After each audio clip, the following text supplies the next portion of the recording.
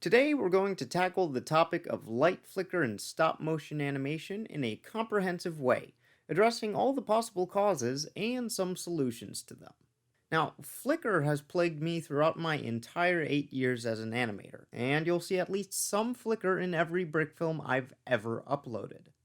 There's a lot of tutorials out there covering this topic, but very few hit every single point I'm going to mention. Fact is, there's a lot of factors that can cause flicker in your animations, and while some are obvious, others are a lot more nuanced. I'm going to do my best to explain each root cause and possible solutions so you can make brick films with clean, consistent lighting. Causes of flicker can be grouped into three general categories: camera settings, light sources, and surroundings. Let's start with the camera, because if you don't have your camera set up right, then it won't matter if everything else is under control. In general, any automatic setting is going to hinder your animation because the camera will make small adjustments with each picture you take. Every camera is different, but the settings you want to watch out for are auto exposure, auto focus, and auto white balance. First thing you want to do is put your camera in manual mode. This will give you maximum control over your camera settings and allow you to control exposure by changing the ISO, shutter speed, and aperture size. I won't be diving into that stuff here, but there's plenty of guides you can reference to learn how all that works. To address focus, the best thing to do is use a strictly manual lens that has no automatic feature, such as the vintage lenses suggested by animator RobotsWithKnives, linked down in the description. Even if you have an automatic lens with a manual mode, you may find there is still flicker because the camera still communicates electronically with the lens and makes small adjustments. Lastly is white balance. You definitely don't want to use auto white balance, but from painful experience I can tell you should also avoid the different settings for different bulb types and light setups. These settings aren't completely automatic, but they still adjust the colors based on what the camera is pointed at. Your best bet is to use custom white balance, which lets you tailor the colors to a specific lighting setup or shot. You'll have to check your camera manual to see how to do that. So, now that the camera is properly configured, it's time to talk about the light sources themselves. Let's start with bulb type. Incandescence, fluorescence, and LEDs are the three types you'll have to choose between, and different animators have their own personal preferences. However, each has their own tenets you should be aware of.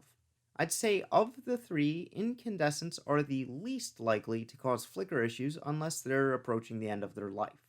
They naturally have a very warm color to them, and in general have a color quality that I personally consider superior to LEDs and fluorescents that have comparable color temperatures. Unfortunately, they're the least energy efficient and put out a lot of heat.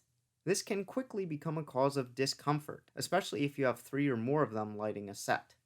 Fluorescents are a much cooler option, both in terms of heat and color. They can be a good choice, but sometimes they can cause unwanted flicker. This is because their output rapidly oscillates, and although that's unseen by the naked eye, cameras can sometimes pick up that variation. In order to reduce this effect, you'll need to use very slow shutter speeds so that the light output gets averaged over time and remains consistent. This is good advice in general for stop motion because faster shutter speeds are another potential source of flicker. Even the best cameras will not be capable of delivering steady results at fast shutter speeds, and so the slight variation in light between frames will cause, yep, you guessed it, flicker. Back to the topic of bulbs, your last option is LEDs. These have a lot of advantages, perhaps number one being they consume the least energy and, consequently, produce the least amount of heat. I recently made the switch to LEDs and I'm quite pleased with the results. However, you have to be careful because lower quality LED bulbs will have flickering issues from time to time, so it may be a good idea to test each one individually right out of the box. The last area to cover is your surroundings, or basically everything else. Much of this will be familiar to experienced animators, so bear with me here. First, eliminate all external sources of light. Block out the sun with decent quality shades, and turn off any lights you aren't using to illuminate your set. Since light likes to bounce around, it's very important that you wear dark clothes while animating, preferably black, and you remain in roughly the same position every time you capture a frame. Lego bricks are very reflective, unfortunately, so even small movements can be noticeable in your frames and give a flickering effect. Sometimes it's helpful to erect a barrier between you and your set, just so long as it doesn't get in the way while you're animating. In addition, you should ensure that your lights, set, and camera are all securely mounted so they cannot easily be bumped while you're animating. I advise investing in a high quality tripod for your camera and immobilizing your set using either tape or sticky tack. Also, wherever possible, you should try to keep your lights in convenient locations so you don't accidentally bump them while moving characters around. At the end of the day, you can do everything I've mentioned and still end up with flicker. Before you go ahead and scrap the shot entirely, there is a post-production tool that might help you out. The tool is called MSU Deflicker. It's an add-on for a free software called Virtual Dub. The deflicker functionality will not work for every shot, but it's good to have as a last resort.